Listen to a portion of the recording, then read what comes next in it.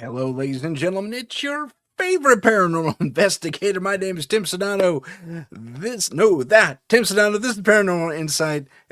Welcome to the show. Last week we had a rousing success with trolling the internet for the paranormal, and we're going to do it again this week. So, if you want more fun stuff, and you want to either laugh with me or go, Tim, you're wrong, feel free to join us. The chat is wide open. We're available pretty much wherever you get the UPRN, or you can go to my channel, which is, turn on the ye old ticker here. There I am. Oh, that's my Gmail. That's okay. You can go there too. Give me a quick little note, and maybe I'll bring you in. So, let's get started. Ladies and gentlemen, we're trolling for the paranormal through my Instagram account at Paranormal Insight. Paranormal.insight on Instagram. I'm going to stop the banner here real quick.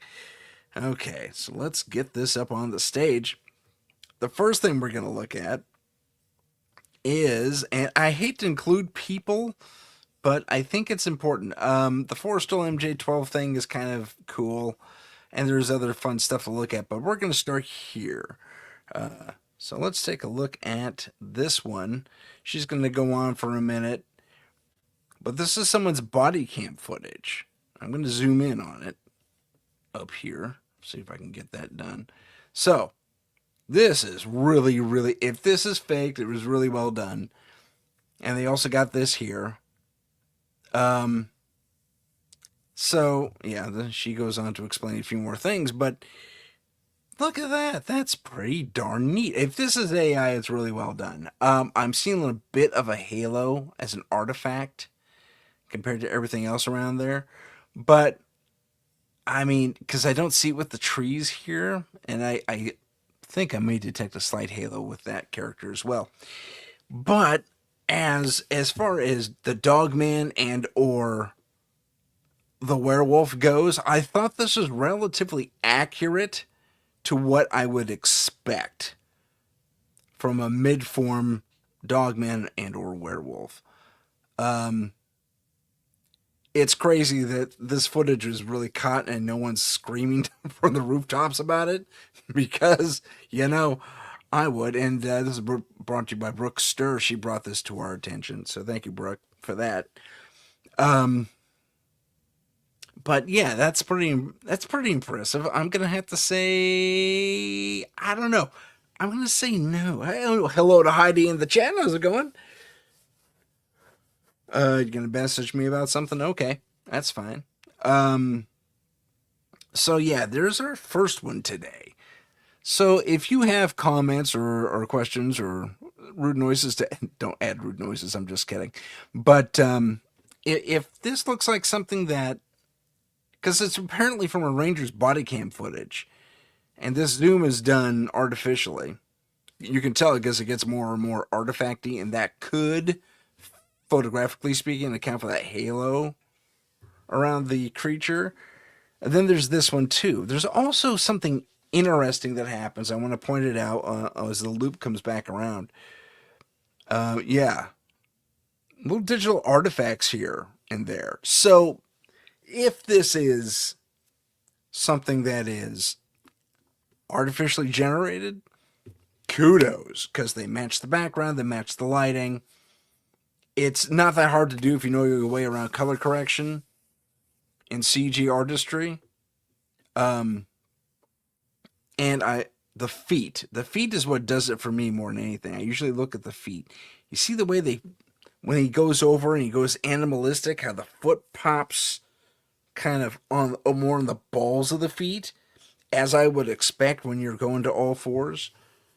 And they even teach that in martial arts and in special forces training to one degree or another. That,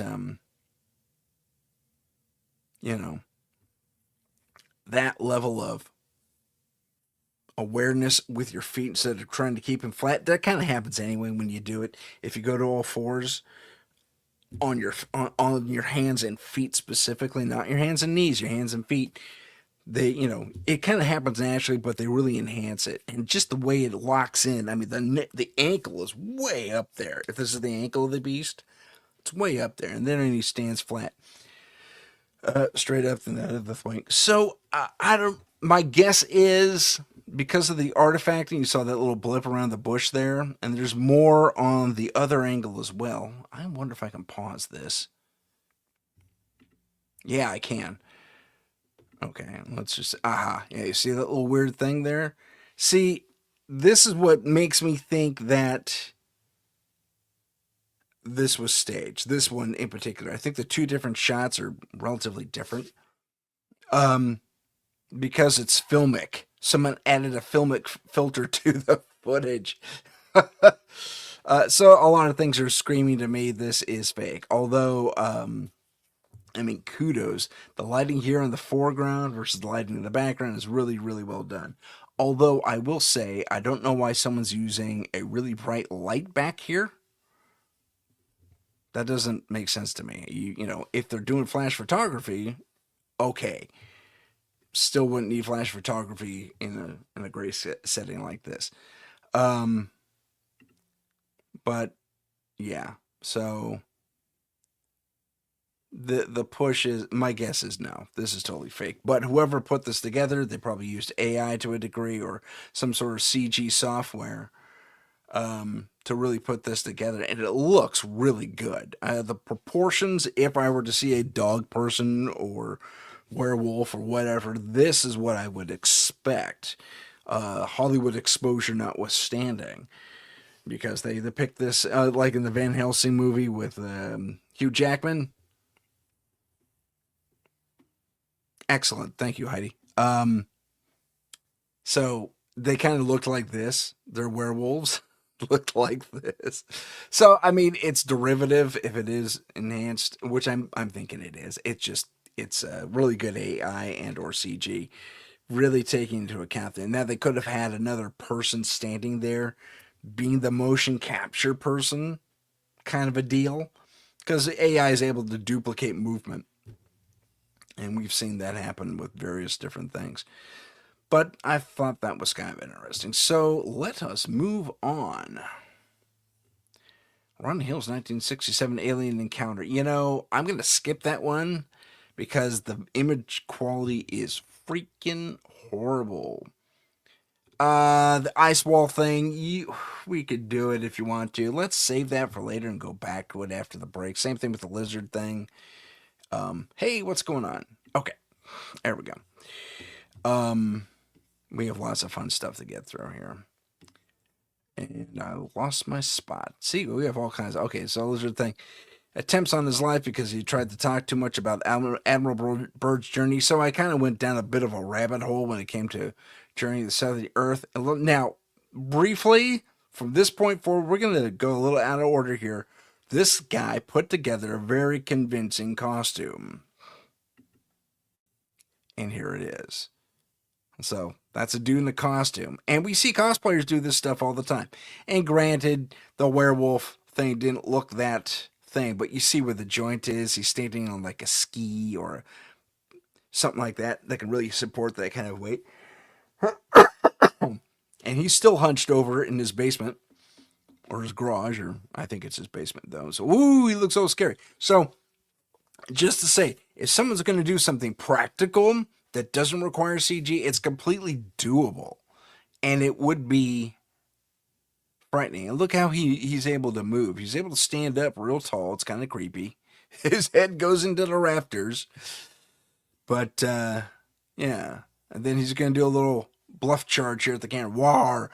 And yeah, I could see that happening. And so I'm thinking if we are seeing something that's a little more practical, a little more unexplained, that isn't obviously CG generated or AI generated, it's probably someone in a costume, very complex costume like this. And they're not hard to make these days. Okay, so let's drift over here to, isn't this fun? This is one of my favorites. The cloud. Now, we've all seen this happen.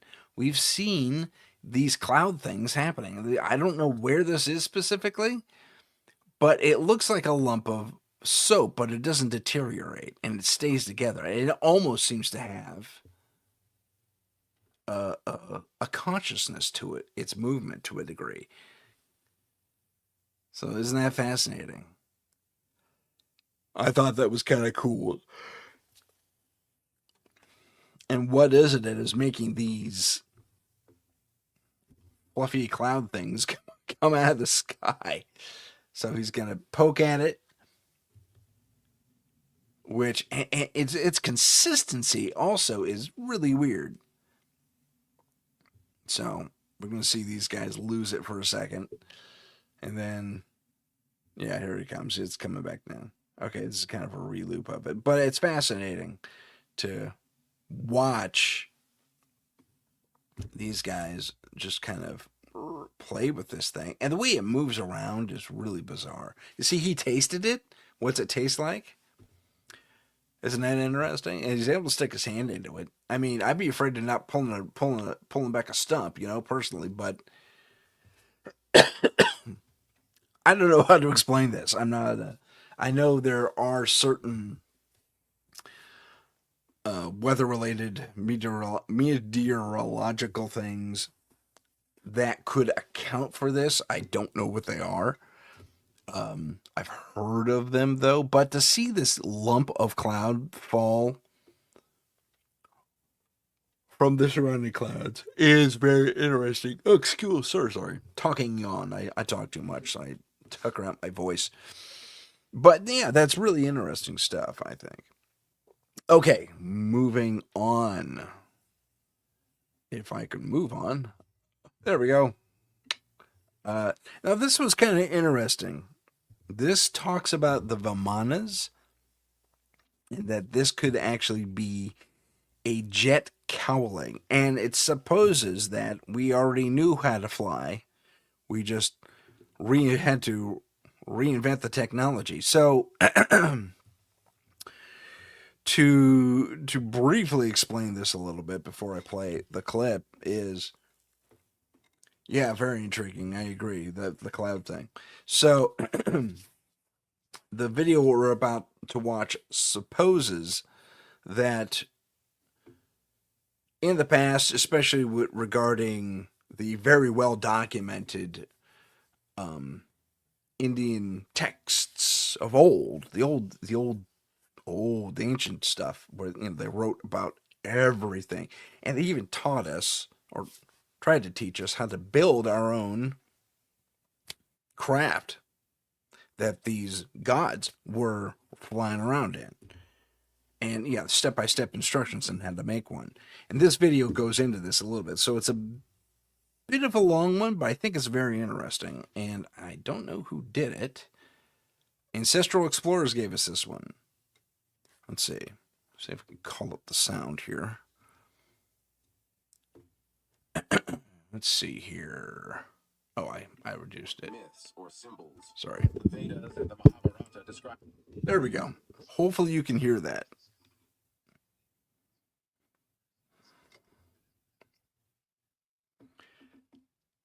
I can hear it in my ear. I don't know if you can hear it though.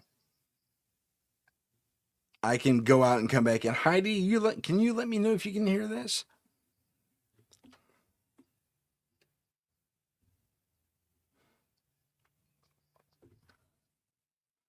No audio. Okay, good to know. Okay, so I'm gonna go out and come back into this, everyone, because apparently you couldn't hear it. So let me dip the microphone down and we'll play it again. They lied to us. Humans didn't invent flight in 1903. We just rediscovered it. Oh, you can't see it. You know what? I'm going to do that again because I goofed on that. My apologies, everyone. So, hopefully you can hear all that. Let me turn up the volume, input a little bit. They lied to us. Humans didn't invent flight in 1903. We just rediscovered it. Ancient Indian texts describe flying machines that I can't get the. They were called Vimanas. These weren't myths or symbols. The Vedas and the Mahabharata describe them in detail. Yeah. Machines that could travel across the sky and between worlds. One verse even says, an apparatus that moves by its own power from globe to globe. And wait, It gets crazier. The texts list how they were built. Vimanas had 31 parts, including a photographic mirror beneath, and were made of 16 rare metals. But today, scientists can only identify three. In Tibet, ancient Sanskrit scrolls were found describing their anti-gravity propulsion, a force called lagama, the same power said to let humans levitate. So ask yourself, how could a 6,000-year-old civilization describe anti-gravity and interplanetary flight unless they'd seen it? Maybe the first pilots weren't human. They lied to. Okay, so yeah, they lied to us. That's horrible. Um, I'm sorry about this. Yeah, they lied to us. I'm sorry about the sound issues, but it's fascinating to see this piece of technology here that obviously, for my money, moves. You can see the groove right there where it got corroded a little bit, but this almost looks like a jet cowling for a modern day jet engine, like on a passenger jet or something. So I found that very fascinating. Um, I hope you did too. But yeah, that kind of brings to light that we were. I think there has something to do with that little baby ice age that we had that just kind of literally threw us back to the Stone Age for the most part. Because I think all this happened roughly before that, and then there's nothing or people go into hiding, and they found, especially in the India Tibet area, they found like way up in the hills, the ranges, the mountain ranges there, they found caves where everything was documented. Everything was documented. So it's kind of fascinating to really consider all this. Would this be considered paranormal? No, alternate history, maybe. But I mean, well, not even alternate history, really. Not from my perspective, anyway. It's more, well, it's just not mainstream. It's not talked about. I mean, would you want to? You see, okay, yeah, let's have a little baby discussion on this here. Would you want to be a people, a race who had all this stuff and lost it and then got it back again, or would you? And I don't know why the powers would care one way or another. To be completely honest, but maybe all this ancient stuff gave us regular folks too much power. There's that argument. I mean, honestly, I don't know. So I think it's a matter of controlling the narrative to a degree. So there is a political aspect to it in that vein, in that way. But clearly, to me, given that this thing is designed the way it is, and it has movable parts, you can see the joints where the corrosion is set in. Sorry, talking yawn. Woo, golly, I'm on a roll today. Time for more coffee. Mm. So, powers that be, whoever they are, don't want us to dig into our past too much because we may discover that we had not only levitation and anti gravity and all that fun stuff, um, and we want it back, and we dive into this history, especially the Vermanas and stuff like that. I think I mispronounced that, but excuse my itch there. Um, but it's a matter of having, yeah, we just go diving into it. It's like recovering that technology that was lost and having us pick up maybe 100, 200 years down the from where we apparently were. Although I can attest to this to one degree or another, being former NASA employee and having been in the Air Force RTC program, where you know they they ignore the peons, man. I think that's the greatest mistake. They got to make sure they're alone when they talk about this stuff. But I learned about all kinds of crazy stuff. I said so on the show before, and it is never mind. I've had my own experiences, but to have what I would determine to be if we're sticking to the current narrative, to have, anti-grav and levitation, which is approximate, what would you call that? Another, we kind of have it already. I mean, we know that liquid mercury spinning in a vessel will produce anti-gravity. Um, a toroidal thing. But we've all seen those videos. I should have saved one of those here. But it's also a matter of control. Yeah, I really do think that. I think they're trying to keep us at a certain space. Can't get too advanced. Otherwise, they might start leaving the planet and explain. Go out of our range. I whacked the mic. I'm so sorry. Go out of our range of influence and so on and so forth. And so, yeah, you could make that argument, and I think there is something to that. What I'd like to see happen, and it's kind of happening already with a few different people, but most of them just they're millionaires or billionaires, and they got the money to really kind of pursue this stuff on their own. Whether they have experience and or exposure to government projects or defense projects or whatever, that would allow us to have that level of technology again. Because I'd call that, I think we're going to see more practical applications of levitation, whether it's toroidal mercury, lifting up a body or a vessel, but whatever. Uh, I think I put us anywhere from 50 to 100 years away from that being publicly made aware. I hope it's earlier. I'd love someone to just crack open DARPA like an egg, let all the advanced technology fall out. But I mean, that's a wish. I don't think it's going to happen. I can be hopeful, but in reality, I don't think it's going to happen. So, anywho, let's move on to something else. Let's get back into the fun stuff.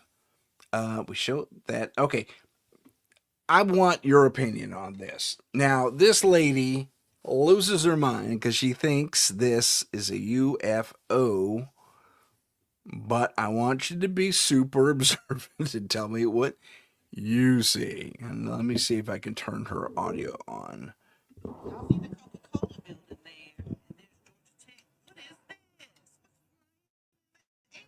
Yeah.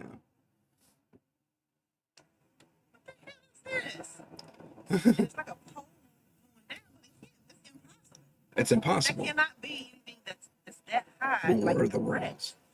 That's Coca-Cola, honey. Yeah, but okay, I'm gonna pause it right there because hey, we have a light that looks very much like the other one that we just saw. No, I'll grant you, it's hard to tell what distances. She pulled over the side of the road to take a look at this, and it caught her eye enough for her to comment on it. But I think perhaps I'm going to zoom in a little bit.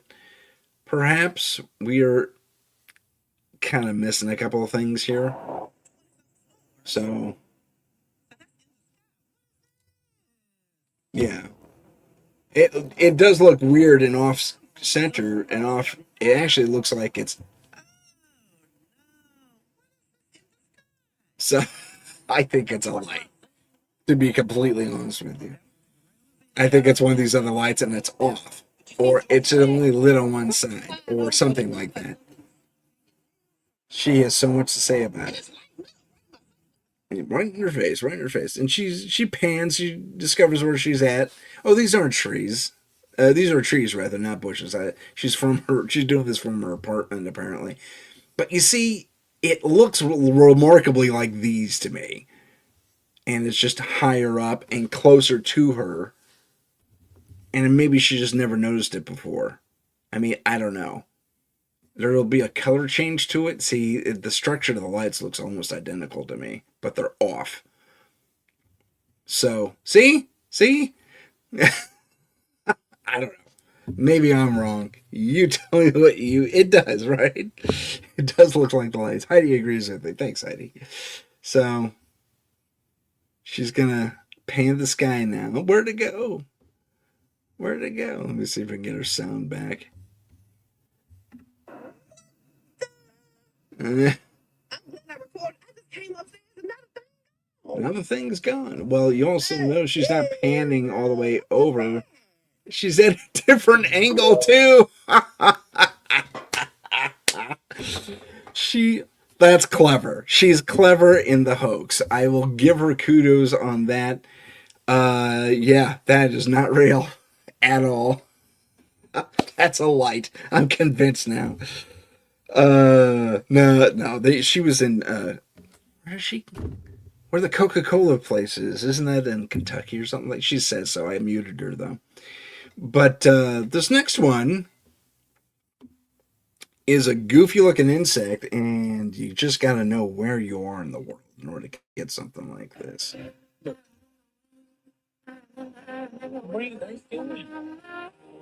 Oh no, this is something different. Okay, I'm so sorry. I was thinking of something else.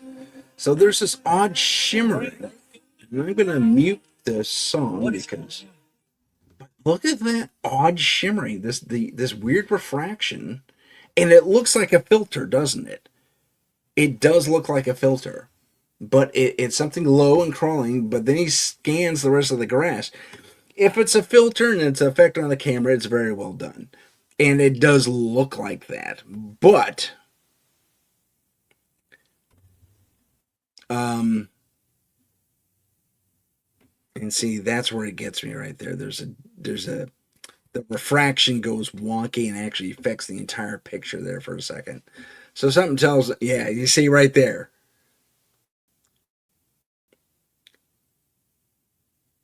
I think someone's messing with us. I don't think that's a refraction field or cloaking field for a strange alien thing. Um,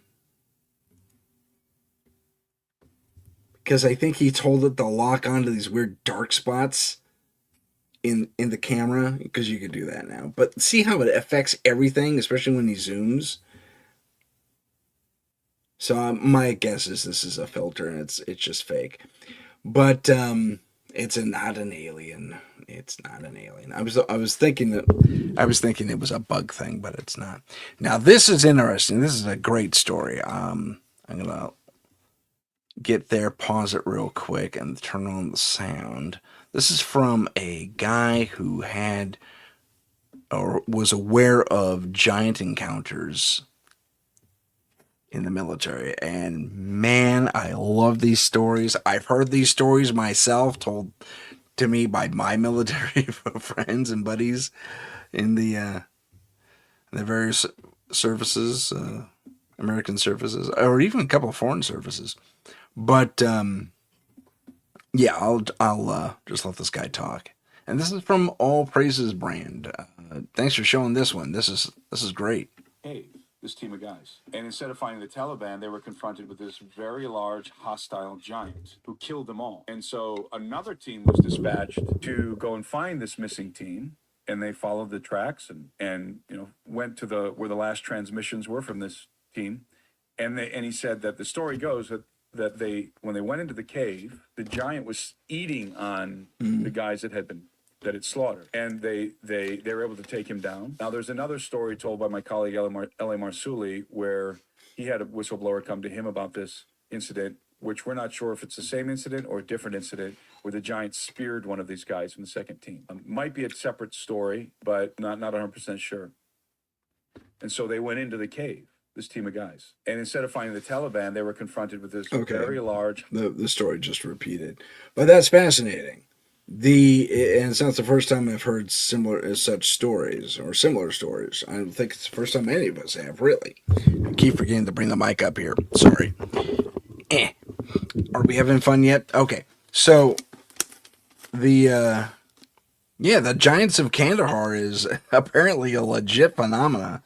There's been reports and nothing released, unfortunately. But wow, whistle blow on that, man. We got UAP whistleblowers. We need the Giants explored, man. There was that one video, and I think it was kind of fake, to be honest, of this dude, this thing, this creature, being, whatever it is you want to call it, must have been 20 foot, and it was dead. It was a dead Sasquatch in the middle of the forest.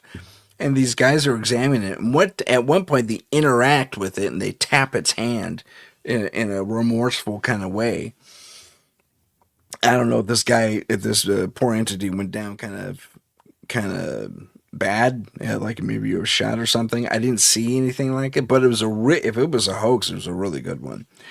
And my guess is it is a hoax because the hand is the only thing that's interacted with, and they don't touch the fur. They just walk around it. They just walk around the perimeter of it. The only thing they touch at one point is the hand, and he does that. And that's what makes me think there is some legitimacy potentially to that.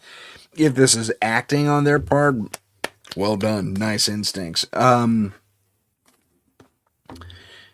It's but when it comes to the Giants of Kandahar, apparently the military has drone footage, thermal, not thermal video from ground units that are picking these things up on from observation posts. Yeah, whistle blow on that, man. I want to see that footage. That would be amazing. Just amazing. Giants of Kandahar and Afghanistan and all those places? Absolutely. Yes, please. Yes, please. That would be fantastic. Okay, let's move on. We are here and we're going to go. Don't worry, I know I got to switch over. Okay. You know, that. All right, I'm going to pass on that one. And we're going to do this one. I think this is. Okay, this is another talky one, so I'll let it go. And I'll switch over. Nope. There we go.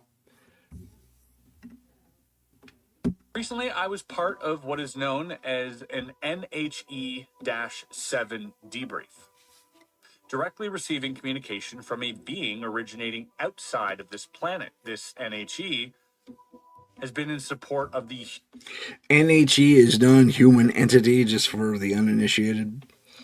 human race for a very long time and will be leaving Earth soon to make way for what is coming. All right. Bit of foreshadowing here, a bit ominous. This is from Area 52. Aliens living here, but he's like, all right, I guess it's time for me to pack up and get out of here because something else is coming. The Earth has historically been a quote unquote battleground for alien species. Good times. Over tens of thousands of years, exotic species have demonstrated magical, actually just quantum, ability to people of this planet to attain local godlike. Okay, I think that's hyper cool to focus on. That magic is really quantum entanglement of some sort, bringing one thing to connect two particles connected across any given distance, but being able to have instantaneous communication with each other to one degree or another. And that's kind of what magic truly is. It's being able to initiate that connection. Isn't that fascinating? We always knew science would explain magic, and there we have it. So we're gonna have to pick up. So yeah, and they're one of the first things, we were just there in India. Yeah, this is an Indian god or portrayal of one with the blue skin, and I don't remember who it is because it's not my religion, and my study of other religions is woefully lacking. Moving on. Status. Think Mahabharata. There you go. Hinduism. Some of this was for personal gain, whereas some were genuine sacrifice to teach people of this planet how to correctly increase quantum states to positive, what we call integer flows. The repeated destructive flow was eventually stopped after a benevolent species laid claim to this planet and left behind an autonomous facility to regularly audit the planet for any outside interference. This planet has been under the protection of this ever-watching autonomous facility for a very long time. This is now ending due to depletion of local resources, not just on this planet. It has been unable to print craft occupants for a while and has been gradually reducing the size of autonomous bots in an effort to maintain audit operations. I will only answer sensible questions. Okay. Many of flags are being raised so far. Let me know in the comments after that opening message. What is your gestalt? What is your feeling or vibe that this person gives off? Do we feel like this is a LARP? If it's a LARP, it's a very, very good one, I have to say. Given that they answered a lot of questions that I was asking along the way. So as a debrief goes, and thank you very much to Area 52 for putting this out there for the world to enjoy. For me, it answers a number of questions that was even last week were unanswered. So, that's awesome. Chiefly the planetary audit and the use of bots. Probably not mechanical hydro and gear bots that we have today, and we do have some. Some are commercially available, but more biomechanical stuff. So it's probably clone this, that, or the other, and you have a probably a biological or a partially biological brain into these so-called bots that are able to be fed instructions at the digital level and or quantum level. So yeah, I think that's chiefly what we're dealing with. Sorry, I had to adjust the mic there. So I kind of I find that super fascinating that over these thousands of years, and we've heard people talk about this for a super long time. Billy, I just blanked. He just sent me a message today too. It was a robot message. Don't be impressed. Billy Carson. He talked about this in his Pyramid Wars interpretation, and this guy is kind of through this debrief he saw or read about, kind of speaks to that virtually happening the same way. Whether it was Enki and Illeal or not, I can't speak to that, and he doesn't speak to that either. No names are really given. So, but the basic narrative of the Pyramid Wars, as Billy laid it out, is essentially there. And the fact that the bad guys were driven off and the good guys stayed to protect us, and now they can't anymore because they ran out of resources to continue to build their bots for corrective stuff when it comes to auditing our planet. Not the first time me or anyone else watching this has heard that. So keep that in mind. I find it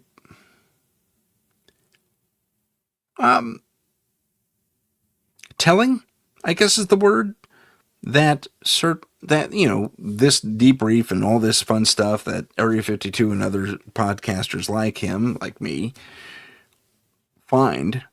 Oh God, I wish I had his resources. This is second and third hand knowledge over here. That's ridiculous. But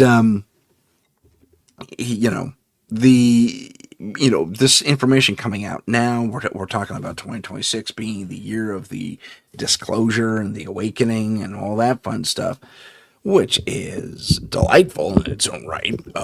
But is that what's really going to happen? Is it going to happen like that? Or is assuming we're going to take what Area 52 guy says, or the debrief he read says at face value, does that mean the whole... okay, I said it before. I mean, we're a little off topic right now, but we all remember 3-Eye Atlas. I say it's a rock. I still say it's a rock, but now some have said, "Oh, we can't talk about 3-Eye." Freedom of FOIA requests. Freedom of Information Act requests are suddenly being blocked. Cannot confirm or deny, and we don't have stuff to talk to you about it. That's a little suspicious. That could be an implanted false flag.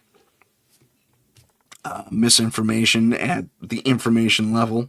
Who knows? Honestly, I could see that happening, though.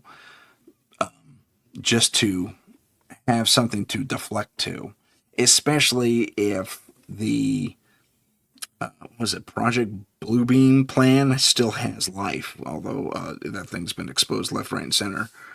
Wow, the bots are on. Speaking of bots, they're all over my chat right now. Cheap viewers, come on. If they're watching, they're watching. If they're not, they're not. It's okay. Big hello to all you viewers and listeners, by the way. Love you guys. Thanks for tuning in. But you know what? We're going to have to get back into it. And for all of you listeners out there, you can jump on the live stream and join me live. Watch this live at, let me pull up ye old banner here. There it is. Oh, that's not it. Allow me to edit said banner to include the right information. That's so silly. I'm very sorry about that. That's it's ridiculous, and I can't spell. Yeah, but okay. So let's basically move on. But it's still a fascinating thing that 3i Atlas and all this other information that Area 52 guy put out there. I'm sorry, Area 52 guy, your name escapes me. I think it's Kevin something. But I didn't want to mess it up, so you're Area 52 guy for now. Okay. It looks about right.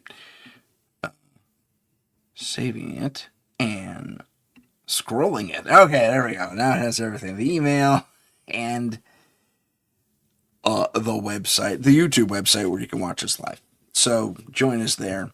We'd love to have you there. And from there, you can also join us in the chat if you're so inclined. But let's move on to something a little more fun and paranormal. Okay, this is another interesting one. Excuse me. I'm going to mute it because it's kind of self-explanatory, but we have seen this already today to a degree. This is a falling cloud. So, cloud-like, kind of sitting there. It looks digital, doesn't it? I mean, if I zoom in even further on this and really get up to it, this person's going to follow it around. So it'll get a little... Isn't that crazy, though? Some of its shifting is kind of digital. Boop, bop, bop, bop. You can see some of the pixels flopping around a little bit. That is so cool. And, you know, now that it looks like a face almost, my pareidolia kicked in. Nose, mouth, eyes, brow ridge, three-quarter thing. Now the eyes just closed. It's going to turn into something else. But yeah, isn't that crazy? And it's moving closer and closer to the ground. We've seen videos, and I thought they were fake. Now, okay, this proves legitimacy. I mean, to a degree it does anyway, because most times you can't... Sorry, I'm trying to keep this thing in frame here. Most of the times you can't fake going in front of or behind lines and antennae and stuff like that, especially those finer points. So this is really, really well done. It's falling to the ground somewhere in this neighborhood, which is just amazing. But a falling cloud that was morphing and stuff like that. Oh, I'm just a lazy little cloud falling from the sky. Don't pay attention to me. All right. That's not creepy at all. Okay, so I kind of wanted to get into doppelgangers a little bit, but I thought maybe a little bit of archaeology leaning into ancient alien stuff again, and also kind of speaking to what Area 52 guy was talking about. These artifacts are dug up in somewhere. Let's see. He doesn't say where. I can read a cable on the. There's a cable somewhere. Someone saw a cable. I thought that was interesting. So, apparently these things are just sitting there.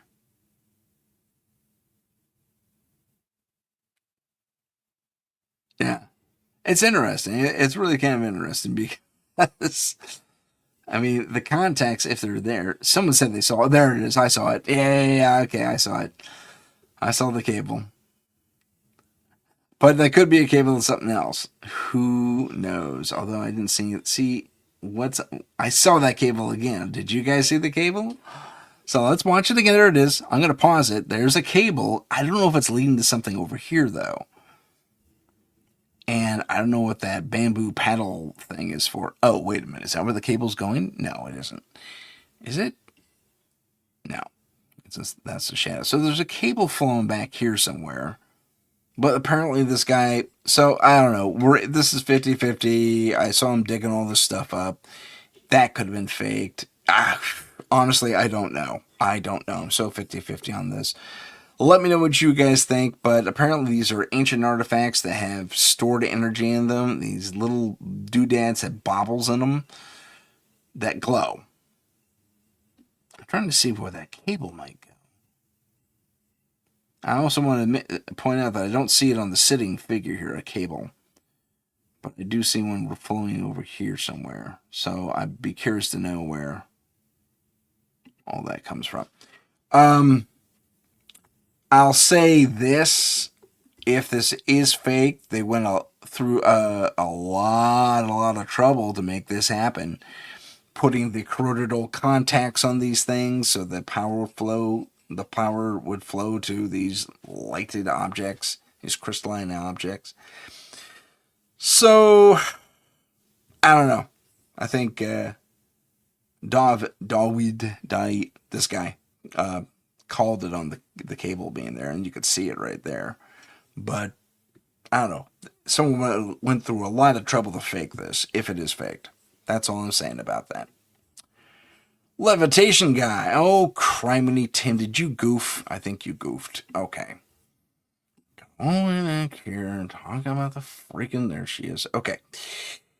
Again, we'll get into her in a little bit. Bobby Millie Broadband looks like Elizabeth Perkins. No. The nose is wrong.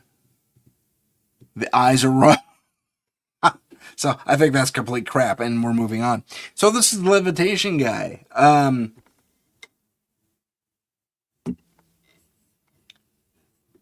And basically what he does is he focuses, and he puts that thing there. It says I use it for balance in the video. But he's got a metronome going over here. Let me turn on the sound. Breathing.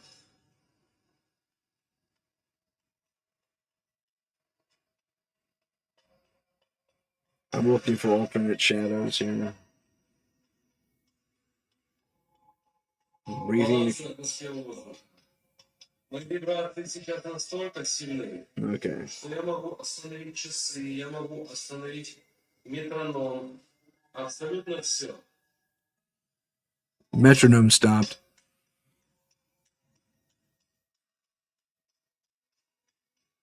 Это уже называется баланс. Balance.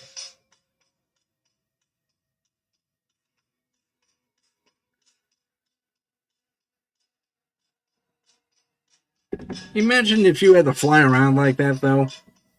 Sitting in the cross-legged position. That would get old quick. You know what? I'm going to let you call the ball on that one. Is this real or not? And it passes. Yeah, he passes the wand or his pole, but his balance stick there under himself to prove nothing's there. But that doesn't prove nothing's back here. The video's not the best either. Oh, see, he passes over his head. I missed that before. But it's still fascinating, and we've seen televised now. It's been documented. Buddhist monks can do this just by focus and a little bit of breathing. The breathing's what got me. So I'm 50-50 on this one. I want to believe, but I didn't witness it myself. I hate to be that skeptic, but who knows? Okay, we're moving on. This is a guy demonstrating psychic ability. Who's to say he's not coached by this lady? Her arm never leaves her side. Let's watch it temporarily. Okay. It's coming in like hot, like the sun. I'm getting like galactic stars. It's a star, it's yellow. Bingo. There we go. So this one's always hard because I get this confused. So what I'm seeing in my mind, once again, you can see I'm completely shut. What I'm getting in my mind is right angles. So right angles to me mean that it's either a square, it could be the star, or it's a plus. This one's coming in hard right angles. I'm going to say it's a plus. Bingo. There you go. It's hot, it's love, it's passion, it's bubbles. It's a red circle. All right. Ready? There you go, Ryan. It's coming in like hot, like the sun. I'm getting like galactic stars. It's a star, it's yellow. Bingo. Okay. There you go. So this one's always hard. All right, because so I get we're this repeating confused. stuff now. What I'm seeing in my mind, once again, you can see I'm completely shut. Okay. So the Soul Explorers, I've heard of these guys actually. And this is a test across the internet, which I find interesting.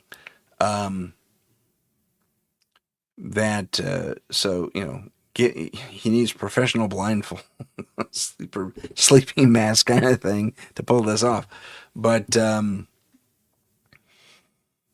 as it happens, my partner in paranormal and scary, she can do this. So do I believe it? I believe it's possible. He's over explaining it for me, and that's a red flag. But at the same time, just call it wavy lines, plus sign, gold star, all that fun stuff. I'd like to see that. I don't need to hear his process because it sounds like he's distracting, and that's what magicians do. So I don't know. The blindfold could be see-through. I mean, it's possible. So I'm 50-50. I want to believe this one. I want to, not sure I do. Okay. This is weird. This one was weird. I've never had an EVP like this before. But I'll play it for you. I should say I've never had an EVP like this in my personal experience. You guys like music?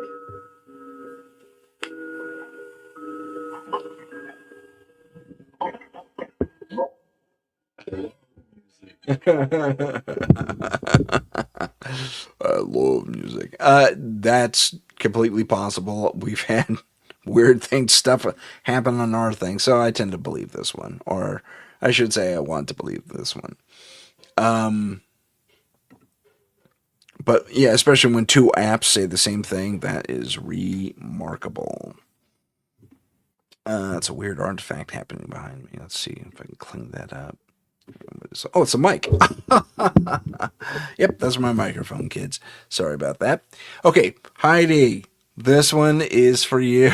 We have the secret planet or secret moon in orbit around our planet here, and this woman in Colorado claims to have caught it on her tape. So let's give that a listen.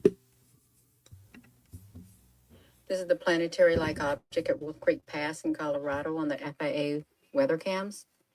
This object is rotating in the sky. You can see it. These spots or whatever they are, clusters, they kind of look like lights or something.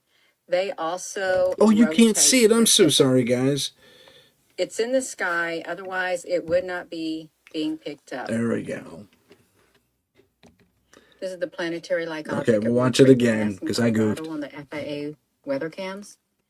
This object is rotating in the sky.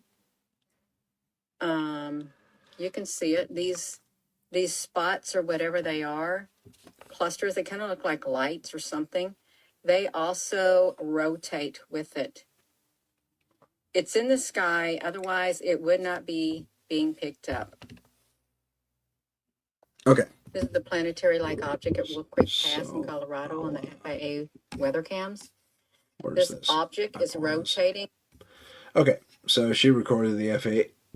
She recorded the FAA weather cam, and she spotted this secondary world, this plasmoid kind of world, spinning around up there. And I will have you notice this corona here on the side of this thing, and it you'll notice it faces the sun every single time, and it's visible here through the cloud layer, and I would expect that that's the sun over there. You know what I think this might be? Because if anything were that obvious, it wouldn't just be obvious in Colorado. You know what I think this might be, though? It's even with the rotation, because I think it may be a refractive, not reflective, but a reflective aspect of our sun. Kind of like lens flare, but not. It's like a pinhole camera effect kind of happening. If you happen to know what a pinhole camera is. And you kind of see everything upside down and reverse, from the outside. It's really cool. It's a no photographic effect. But I think she's actually seen the sun there, like a refracted version of it. Not refracted. I keep calling it reflected, but it's bouncing off the lens itself, and it's shining straight back onto the covering of the lens, and I think that's what she's seeing. And this would almost, the rotation and everything, I think she's looking at flare points on the sun. That's the sun she's seeing. Isn't that cool? That's a really cool grab, actually. That's an astronomical thing right there. It's pretty awesome. And even under the cloud cover, she's saying, see, there's the sun and there's the real thing right there. So I think she's actually seeing like some weird effect. The lens, sometimes lenses have pinholes in them on these security cameras, especially if they have a zoom capability to them, just to clear water and stuff like that. But it's really fascinating that she caught that. I want to zoom in again. But yeah, I think that's actually the star. It does look very cool. I'll admit that, but I think she caught the sun. And it does spin that fast, by the way, and it has all these weird blobby things all over it. So, very cool grab. I'm going to call that the sun, though. Okay. Here's a little Mandela effect for you guys. And this guy is positive, just positive of what he saw. However, I do remember it differently. Do you remember? 1922 was built in Washington, D.C. We all seen it. We've all learned about it. We all had social studies. Now, what is Abe doing? If you remember, like I remember, he's sitting in the chair. No, see, there's the fist right there. Both hands are rested on the armchair. But guess what? It's not. In this timeline, one of his hands is a fist, and one is resting.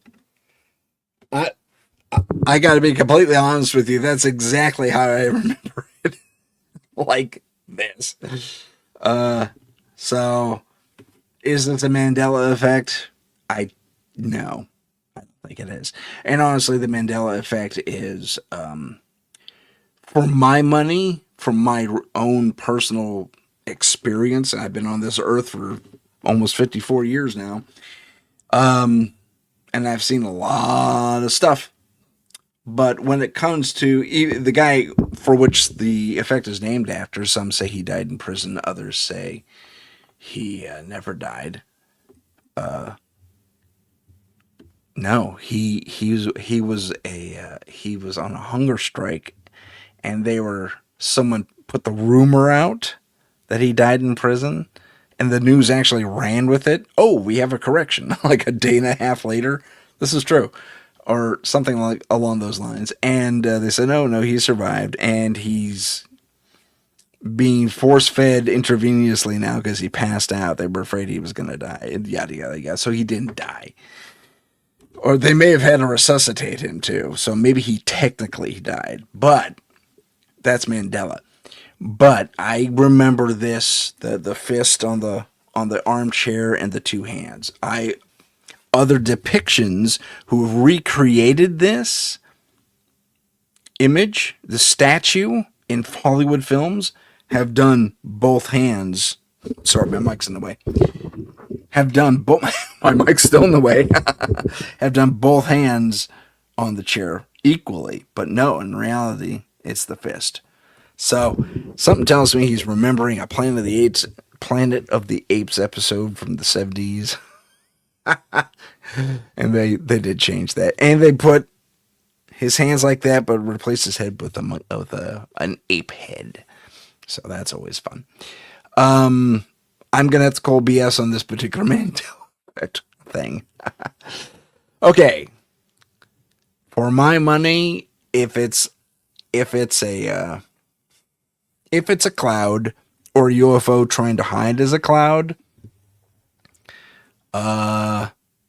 yeah, get fluffier. Learn lesson from the falling clouds. Because this is a little obvious. I'm not going to play the sound on it though, because it's just ridiculous. But let me zoom in. This is from Beyond the Radar. Thank you, Beyond the Radar. But see, okay, I'm going to pause it. Let's see if she goes back in for a sec. So, okay.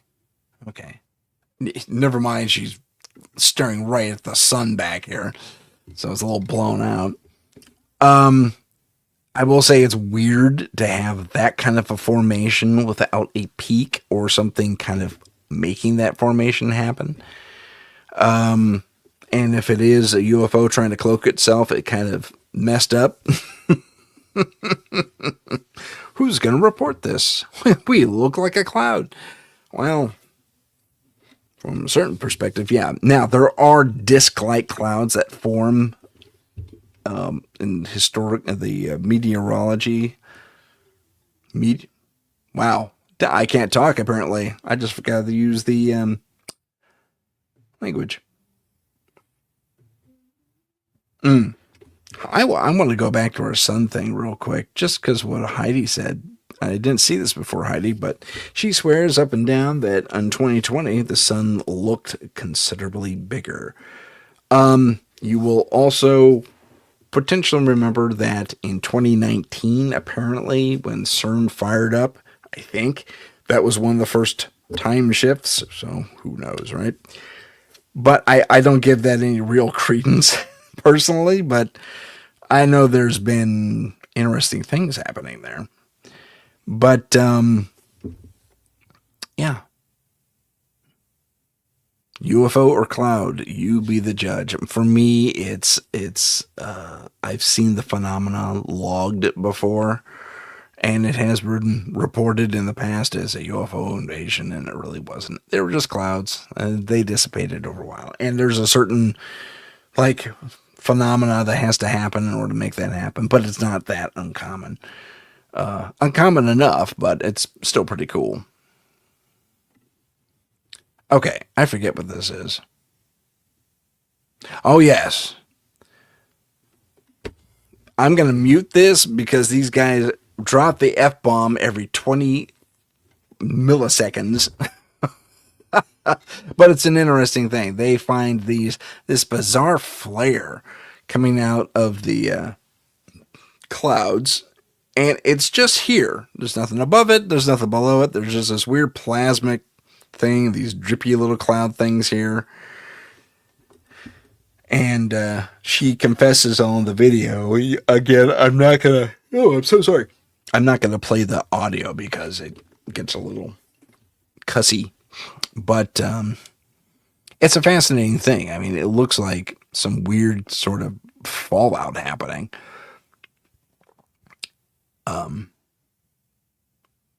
And kudos for the capture. And we see little plasmoid balls forming. So I don't know what to make of this. This could be some UFO activity. It certainly is. That's exactly what it is. Actually, it's UFO or UAP activity. And there's a street light over there. So yeah, that's bizarre. Something was happening. Something was happening. Alrighty, let's get over to me real quick. Hello again. We're going to take a short break. But before we do, assuming I can make this happen, because I was having trouble earlier. Let's see here. I'll tell you what, let's just do the things, and I'll bring this up in the background later. I'll stop that screen. Oh, I stopped it all. Okay, let's just take the break, and we'll see you in about 2 minutes, give or take, assuming I can find the thing. There it is. See you soon. This is the United Public Radio Network, 107.7 FM in New Orleans and 105.3 in the Gulf Coast. UPRN talkradio.com. Esoteric programming at its finest. Long ago in the ancient world, the Trebus Omnes Lux, later known as the Tridents, were celebrated heroes, defenders of humanity against unspeakable monsters. Today, they continue that sacred duty in secret, hunting the dark evils that lurk just beyond the shadows. They are the Trident of Light.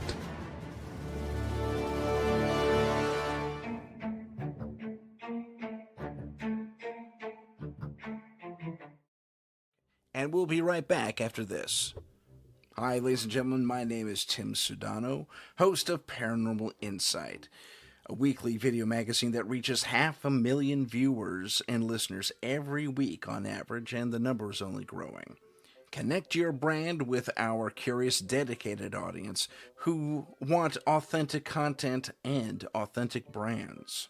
For further information on putting your brand on the show, contact me directly at paranormal.insight.podcast@gmail.com. That's paranormal.insight.podcast@gmail.com.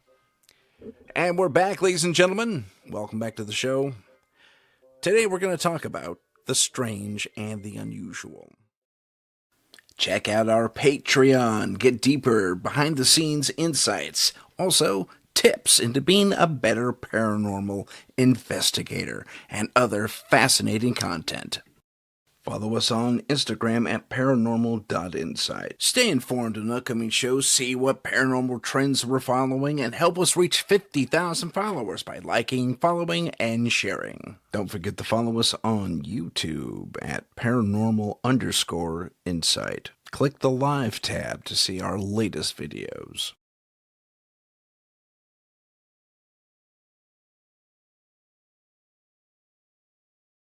Oh, there I am. How's about that? That thing just lags sometimes, and my apologies for that.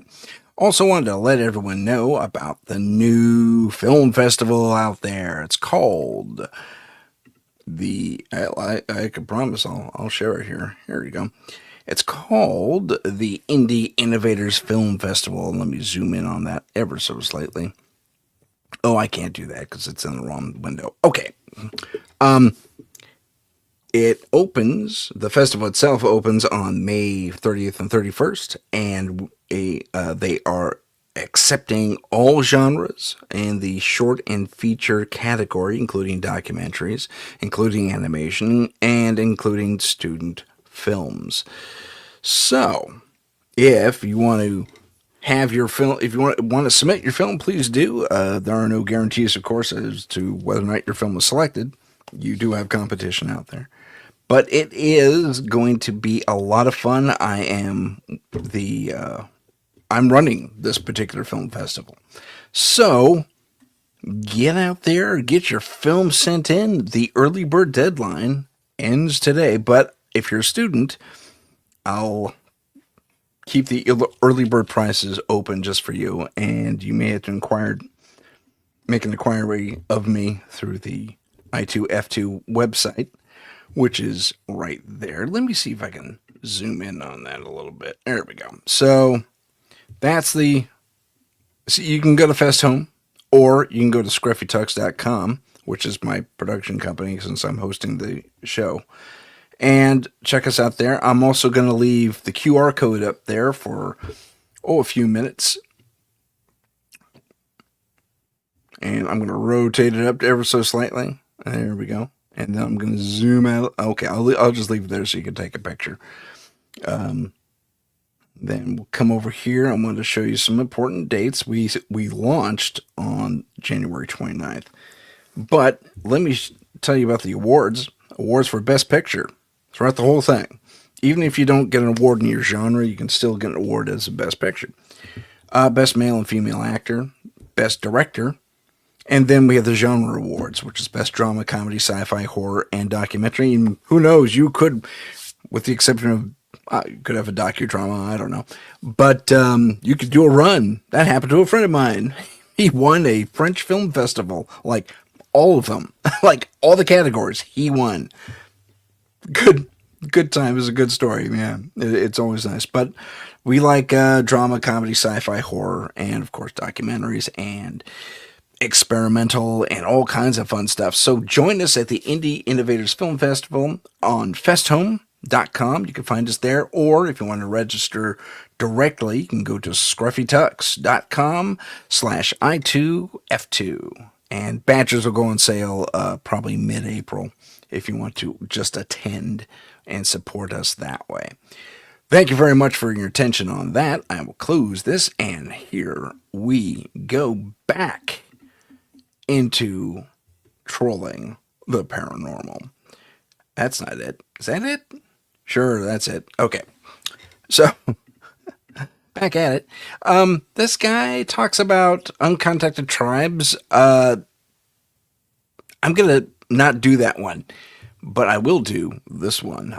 This is on the along the lines of don't whistle at night and don't answer the door when you know that the person who is supposed to be there is not there, or whoever this entity says they are.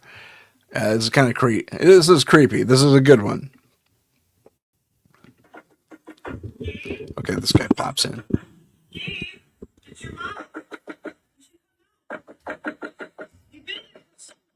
Okay, this guy keeps popping his head in there.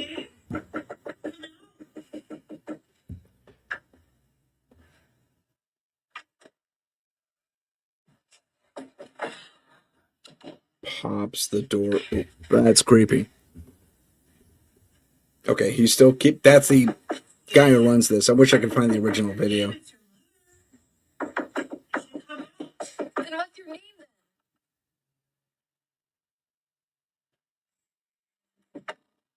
I don't want to start this. Okay, so that's where this guy pops in.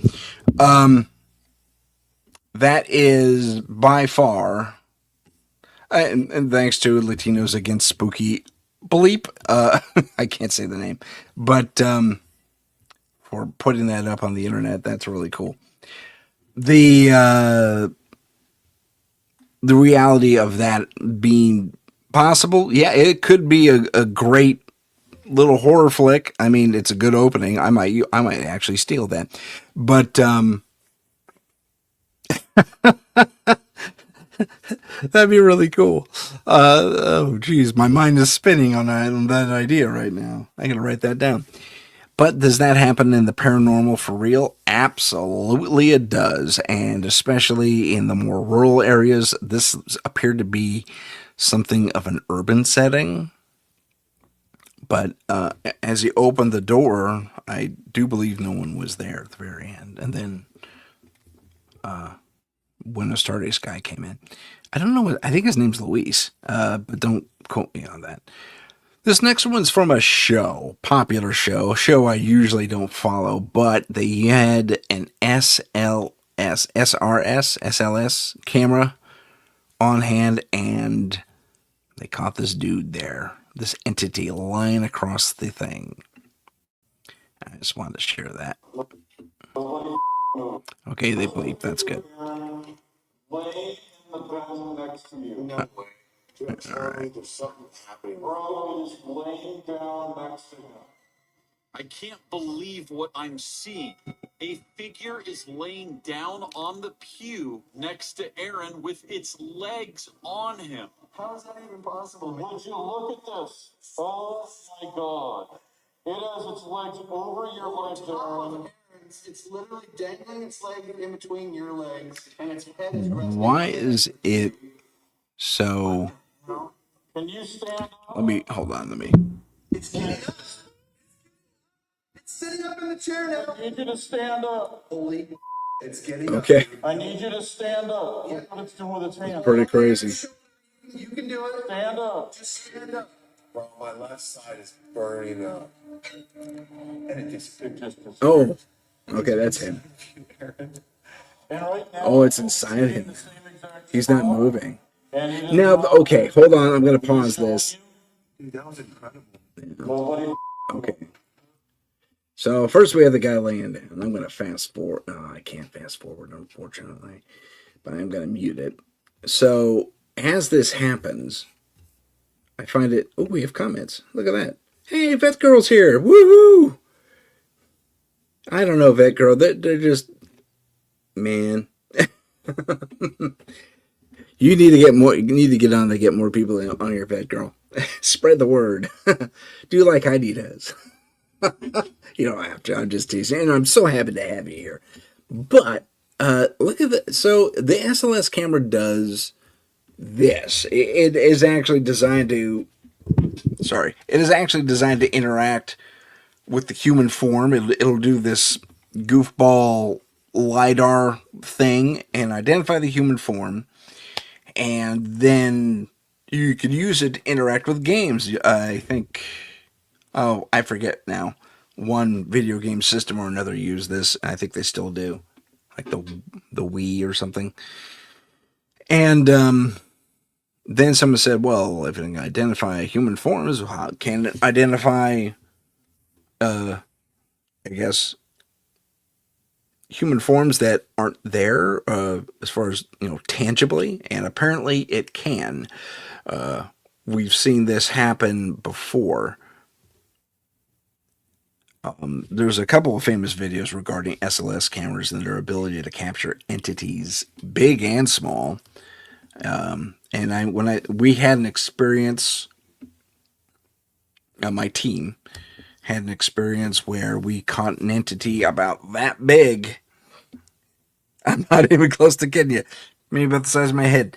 That big, sitting and watching us and peekabooing in and out of a fireplace. That was interesting. Could have been something like a gnome or something. We don't know. But something Fae related. But then this thing, it's later on when this thing stands up. I single quote that. And sits in this guy's body that for me, it's designed to see a body. Although it isn't seeing his body, which is interesting. That for me, just, I don't know, kind of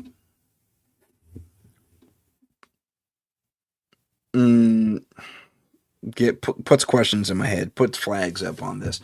So this could be shadows interacting, because you will notice this joint and this joint do match his leg, which is right about there. And while we have this, foot thing here, and that don't line up, they still are also kind of parallel to this lower part of his leg. So that could be just a falsification, a bad read. So who knows? But it's still very interesting, and I think the technology has a potential. I don't know what's going on with that. That's pretty funny, though. I saw that episode. Okay. The shadow figure. We'll watch it, but for me, it's not all that wonderful, and why it's in. So, yeah, it tells you where to look. Okay. That could be someone upstairs. Let's be completely honest. No one's supposed to be home. And there's this girl just sitting there. And these guys. Okay. Yeah, and that's an advertisement. Okay, great. But, okay. So, yeah, okay, that's a close up of it, but that's definitely someone walking. See, that's easy. That I think they just found someone walking around upstairs. Whether they say, so no one else was there but us. We were all downstairs. That's easy to fake. And so I had to, while they may be completely right that it did happen, no, I can't give it that level of legitimacy, just because it's too easy. The form that was captured is too human looking, and it looks like it could have been falsified just to get a click. Who knows? I'm not saying that's what happened. I'm just saying there's too many questions to, like, if they had another camera up there at the same time and we see the shadow going across the wall and the other perspective from downstairs, then I'd lock in on it. Maybe they only got one camera that for some reason is in full spectrum. I don't know why, but that's their prerogative. But yeah, so let's take a look at some UFO activity. So someone has a really good phone, and they're going to zoom all the way into the moon here, and then I want you to keep an eye on that dot as they zoom in. It's really cool. And then we see that happen. So we can see that, gosh, a really good phone. Must be one of those new Samsungs. But this thing launches something. Now, that could be us. That could be China. They were on the far side of the moon at one point. This thing actually disappears over the horizon. So that could be what that is. Someone captured the Chinese lander. That's done. I think we have a couple landers up there, too, to be honest, besides the stuff that we had up there in the 60s, or have up there in the 60s. So I think that's very possibly, and actually kind of looks like it, the Chinese moon landing. That's pretty cool, though.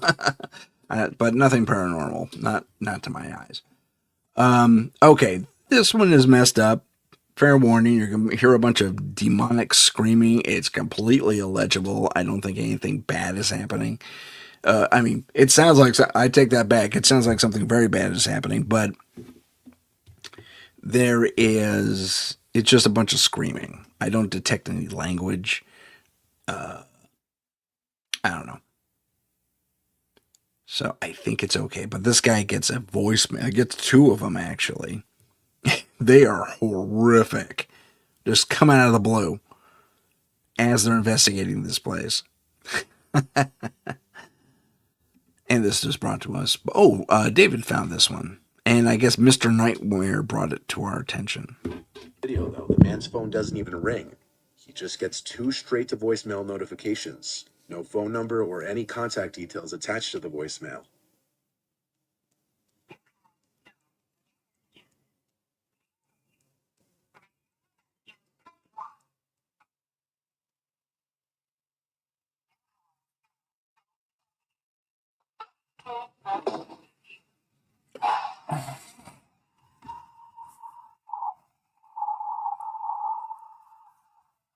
Okay.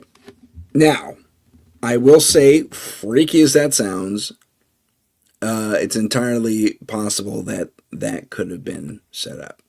And it's entirely possible that that was manufactured.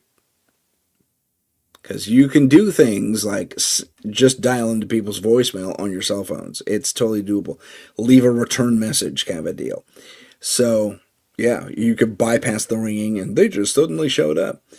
And you could do that with your computer as well. Oh, sorry. Bit of an itchy nose there. So, while I'm not looking to cast aspersions on this team at all, and having heard of other investigators I do trust, not that I distrust these guys, but at the same time, I don't know them. Having had something similar happen, In fact, I think it's there's another example of what that's closer to what I've heard. These guys get like these demonic kind of roars. Sorry, that's my imitation of it. And it's not that hard to do. You just breathe in and engage. Oh my God, your vocal cords. And I cough like a moron afterwards, but you know, and there you have it. So let's continue.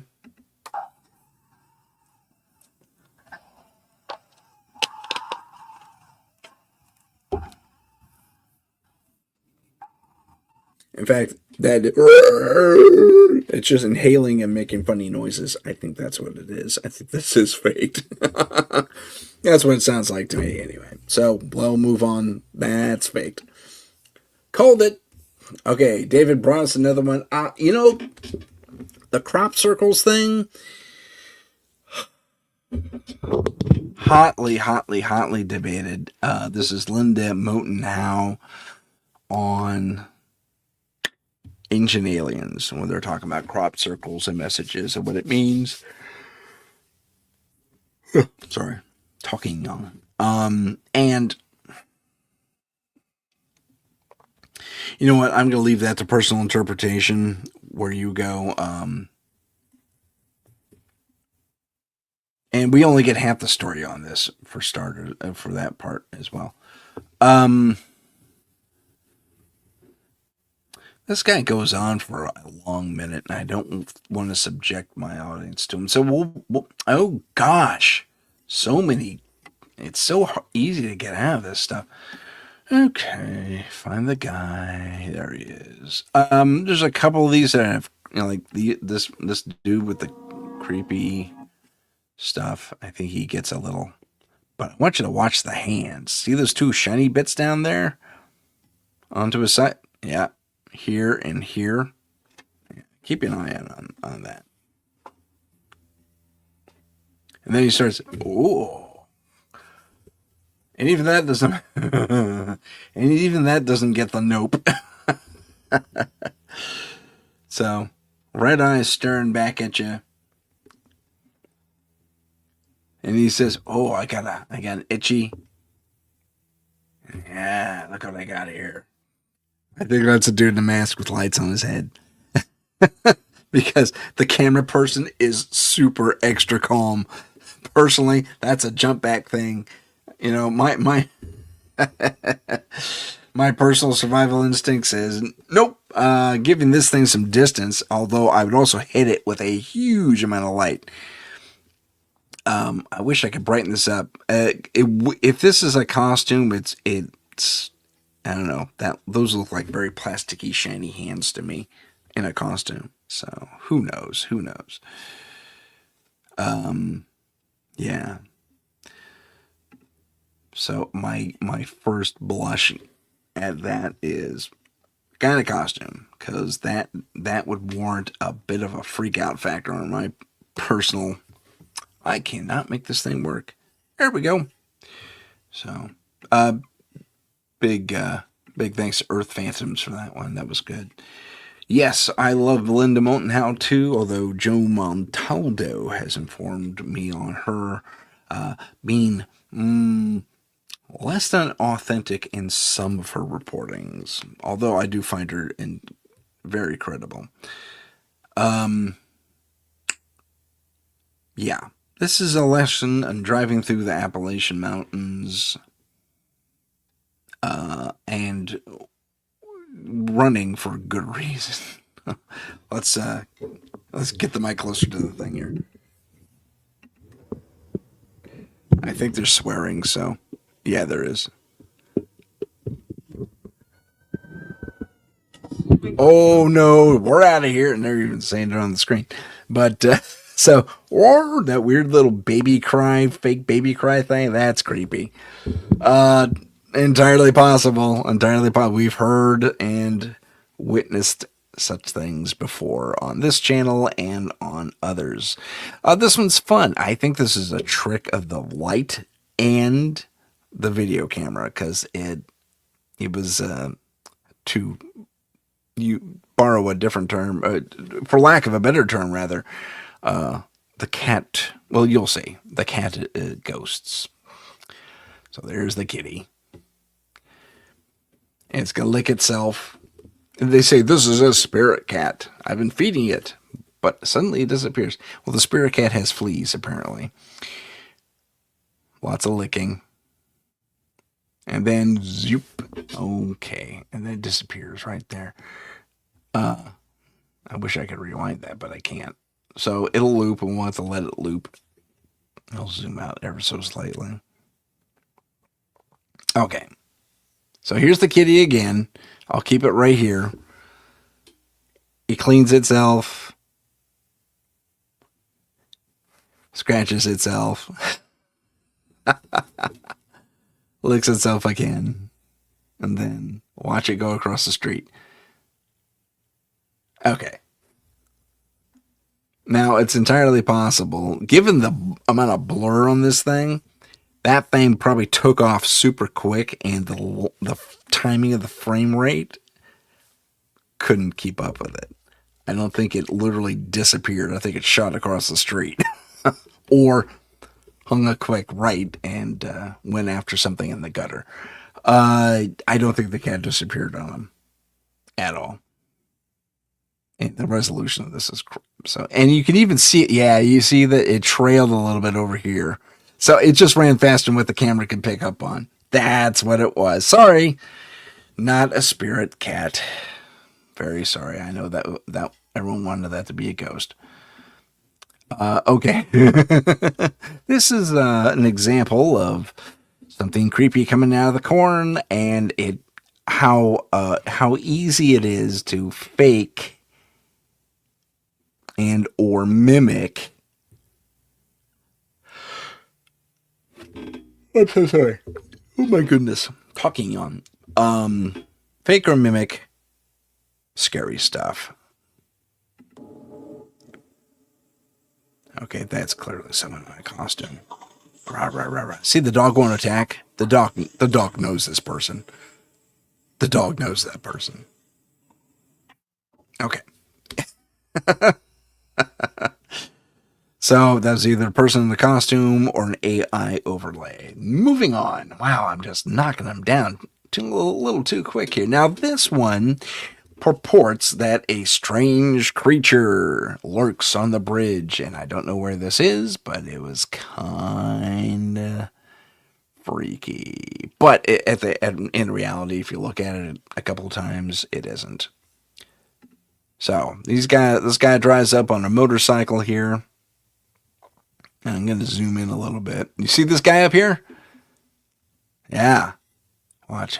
He freaks out. He says, oh no, what is that? What is that? I don't know what that is. It's a dude. It's not a creature.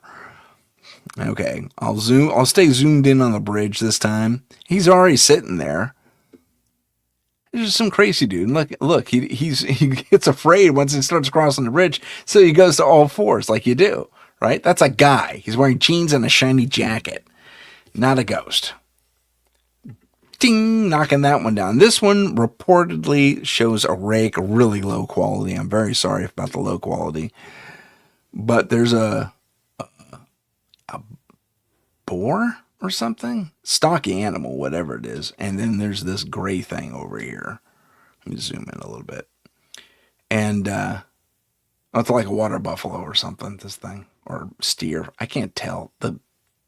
So grainy. This gray thing stalking it, and it's so blurry. It's so blurry. Oh, look at what we caught. It's a gray thing stalking someone. Yeah, could be. Strange pale creature. Well, maybe.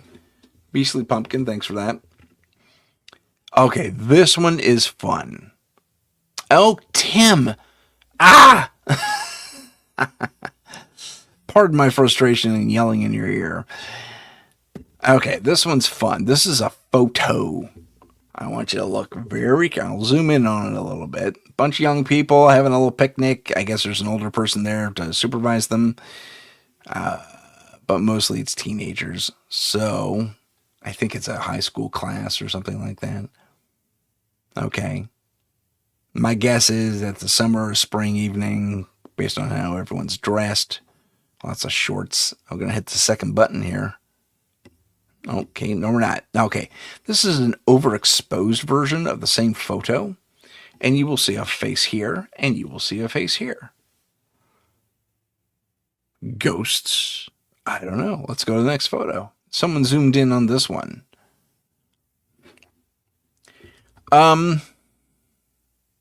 Okay. I'm going to go back to the other one real quick because they didn't even talk about this one. They talked about this guy. Maybe they didn't notice. I don't know. But for me, this is possible spirit photography, although you are doing this at night under a limitedly lit. Wow, Tim, I think I'm making up words here. Oh my goodness. Okay, so here's the thing. You're in a weird gazebo. I think it's very easy. These guys look like they're right up against the edge of this where the light is actually catching them. These guys back here. So let me zoom in on that a little bit. So these guys back here. And it's very easy to say, oh, someone was standing behind these two guys in that weird little space right there, but they're outside the shot. There was no illumination there. And to be honest, it doesn't look like a flash was used. Looks like this was a natural light thing. Maybe it wasn't a prolonged take, definitely a digital camera. So I'm thinking that's what it was. Someone just snapped the picture. But then let's go to the other one.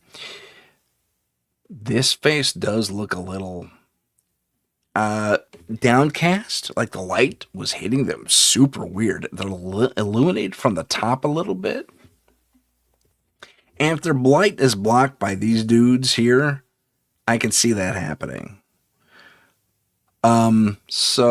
And then the light here kind of also reflects the fact that this individual is standing on this side of the larger light source, but outside and in the back, possibly being blocked. So, for my money, oh gosh, there's another face right there, I think. There's a few faces in here. This could be spirit photography, but at the same time, I don't know. It could be people just standing too far outside the frame for the camera to catch. Who knows, realistically. I'd like to go back to that wider shot, this shot here. I want to look at the ground. So my guess is this is someone's backyard. I got a barbecue pit here, a picnic table, nice silverware and such. This is a gazebo. See, I'm thinking more and more people are just standing outside of the frame. All these tall people are casting shadows the right way. In fact, I want you to look at this guy right here. Let me punch in on that. Look at this guy. He's in the back. And he is not fully... He's enough in the light, but look at the way it's hitting him.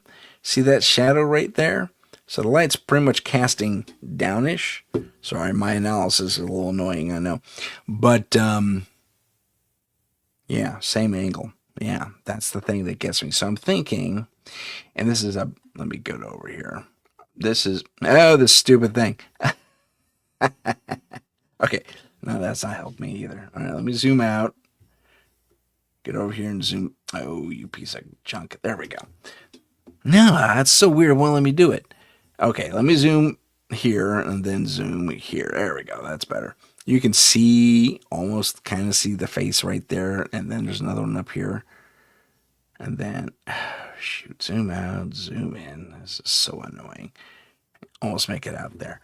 But at the same time, I mean, the visible light that this thing's able to see is limited, apparently. This camera, I should say. It's too limited. Yeah. And they also kind of look like the people next to... Yeah, Heidi, that's a great observation. That's an excellent way to put this. I'm sorry, Mish gave me that. Mish is here. Hey, Mish. I'm so sorry.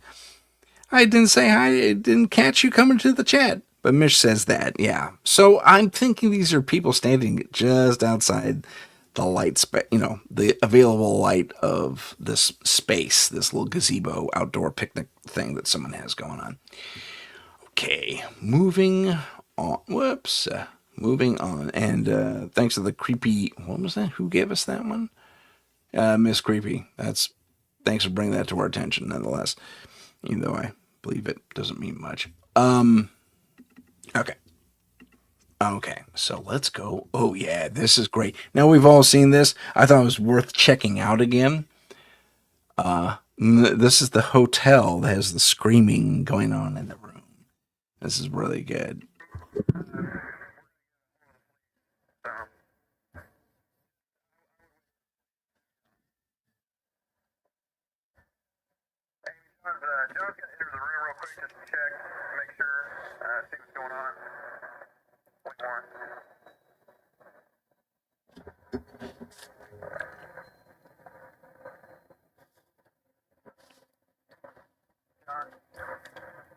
Okay, real quick, I want everyone to look right here.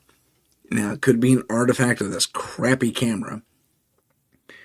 However, there seems to be some shadow play there. I never caught that before until now. And, yeah. So keep an eye on this. Let me know if you think that's just video artifacts, because this thing is full of them, I'm not going to lie. Or if you think this is shadow stuff. And we may play this once or twice. See the lights blinking?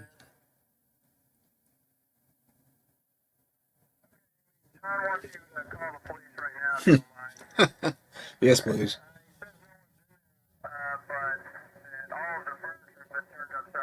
Oh, I wish they showed that.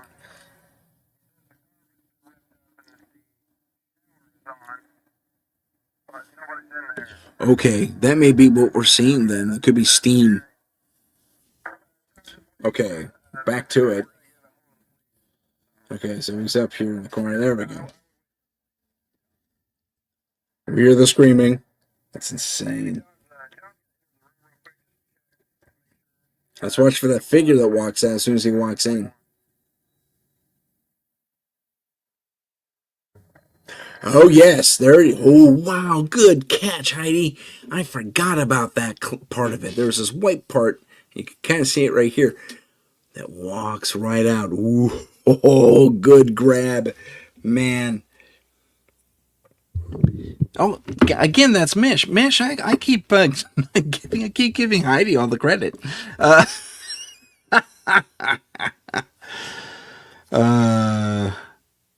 Good times.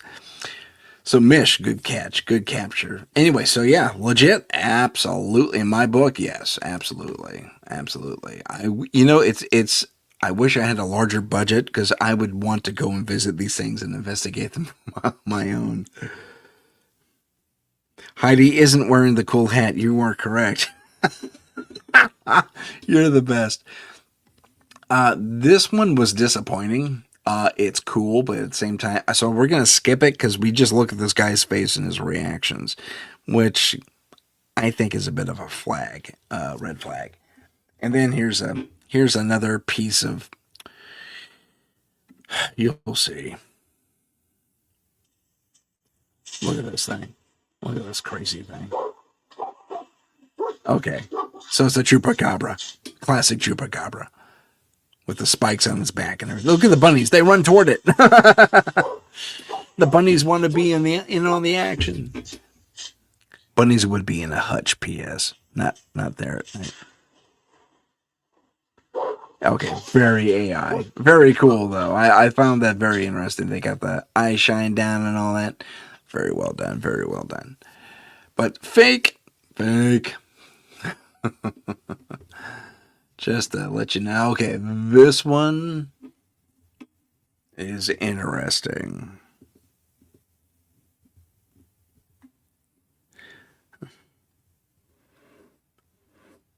Oh no.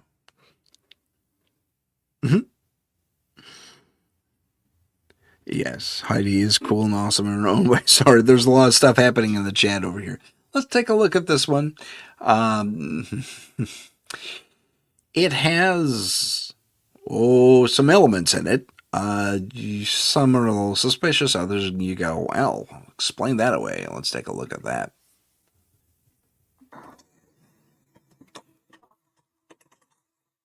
A big dog-like creature in this busted-up little rabbit. There's a gimpy guy, and what comes after him? This weird three-tailed looking thing.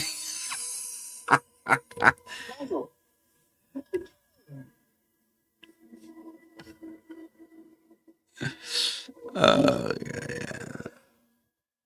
It's good times. So his dog's looking at something, and it takes forever for him to go around the corner. And this creepy music's there. Golly. And there's something staring back at him. Okay, now this is cool. It's the same creature we saw from Topside. As I look at this, it's a crappy video for starters. Very artifacty, but the shadow play works. It's working well. Here it is again. It's making funny grunty noises that somehow the camera caught. Maybe it's at the right frequency. Who knows? But I just find it fascinating that someone's really trying to sell us on this creature. Kudos too, because the lighting's right. We have a light source somewhere, here-ish, where my cursor is, but like here-ish off screen.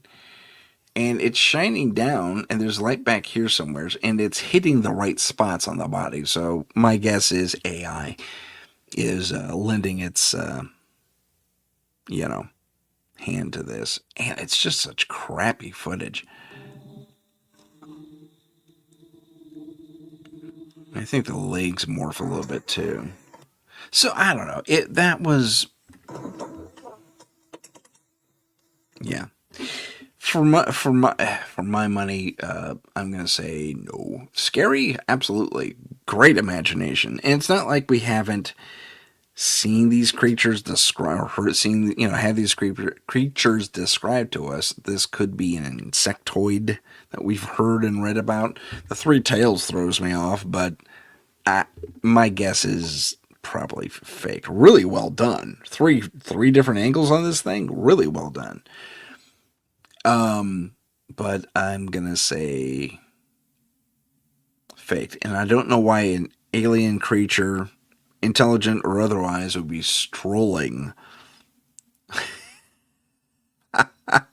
Just boom, chicky, boom, Pepe Le Pew style, hello. Wouldn't that be funny if you had a French accent? But I will, yeah, very creepy. I agree.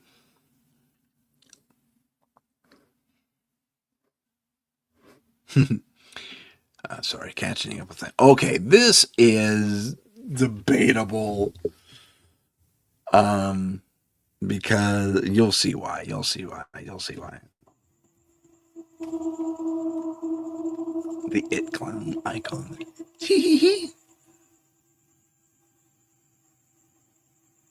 I'm telling you right now. Yeah, okay.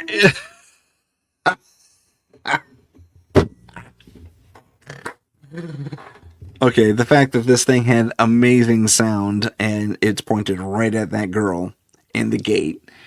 Yeah, that was faked big time. The giggle afterward and the puff of smoke that followed, and it's an easy effect to make someone look like they're walking through a wall. I'll have to shoot a demo of that. But easily faked. I think quite faked there. Okay. This one is cool. It's a little long, but it's cool. And I think we have another example of something happening very much like it. Yeah, we do. So I may skip ahead. Oh, shoot, I lost it. There it is. So, all right, watch this.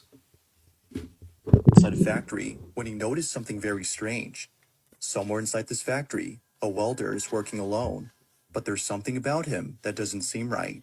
The security guard takes a closer look at the footage and immediately starts to feel uneasy.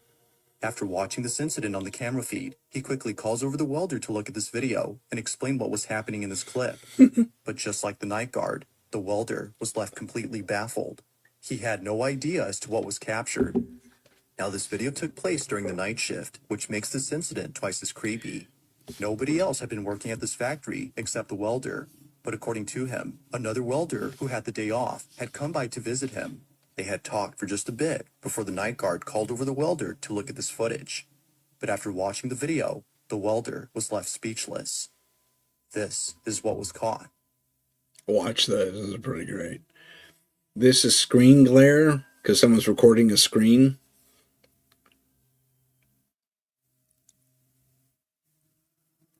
Also, watch for other shadows because his is being cast over here.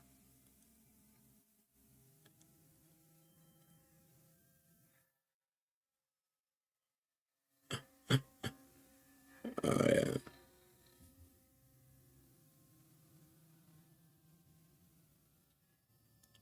See that he shook hands with the guy? It's amazing. All right, bro.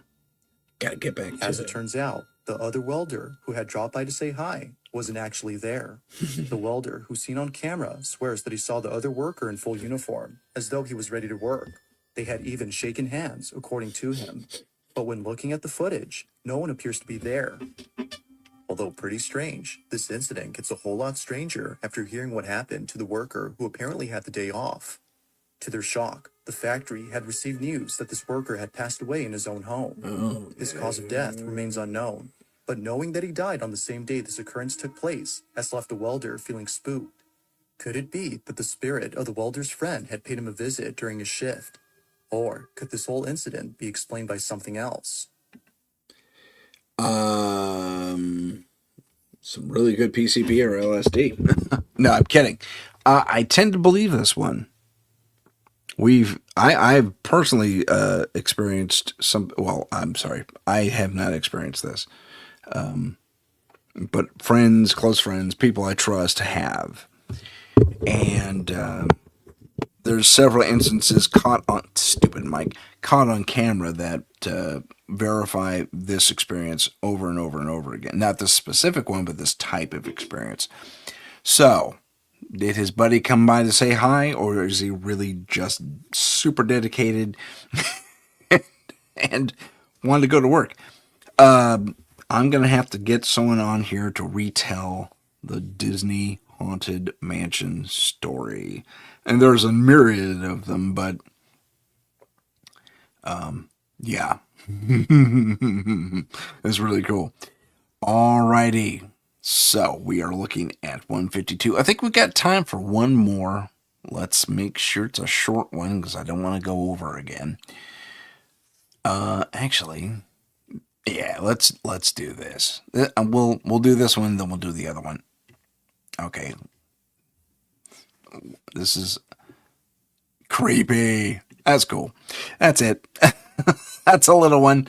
And it's a few seconds long, and that's it. And they just dwell on it. For everything, big thanks to Max History for that one. Let's also look at the El Paso, Texas High School cafeteria. Someone doesn't like the food. Look at that. That's messed up. Could this have been faked? Yes. I want you to watch all this back here too.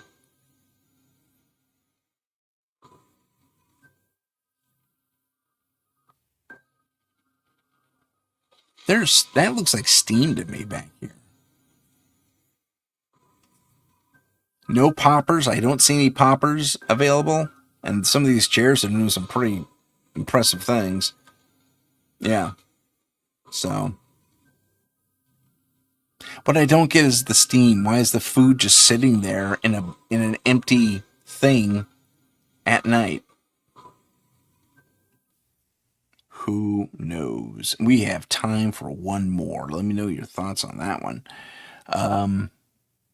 Do I think it's real? I would tend to believe it is, although some of the stuff happening in the background here leaves me a little bit, leaves me asking questions. The drone that caught a ghost.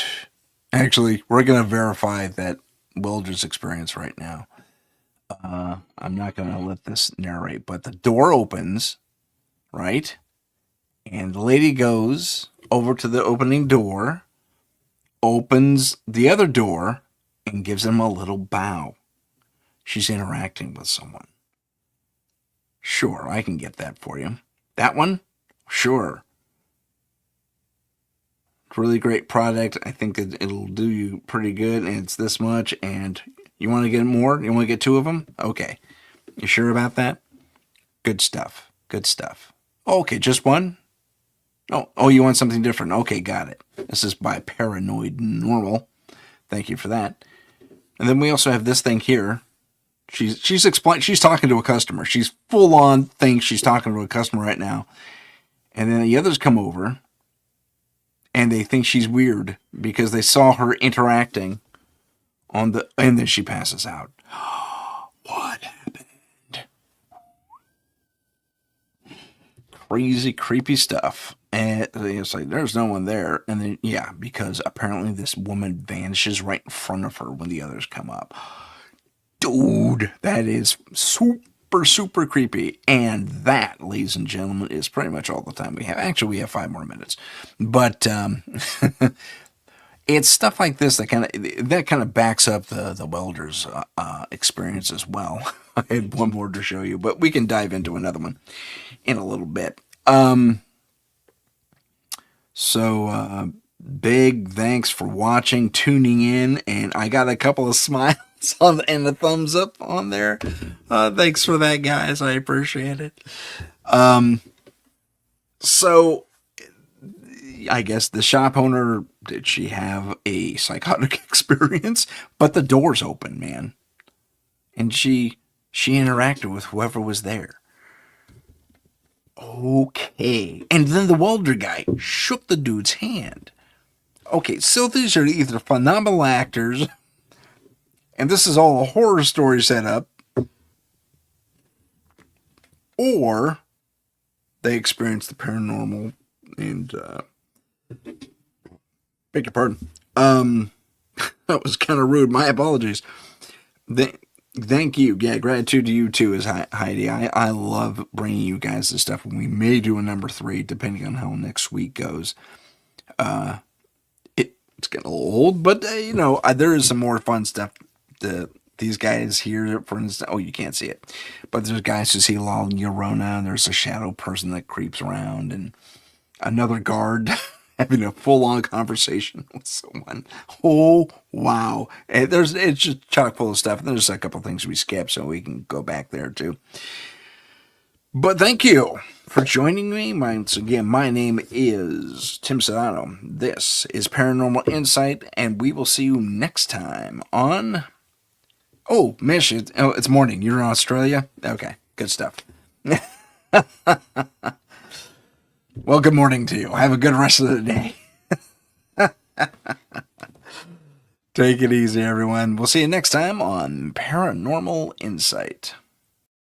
If you have a paranormal experience that you would like to discuss on the show, please email us at paranormal.insight.podcast@gmail.com.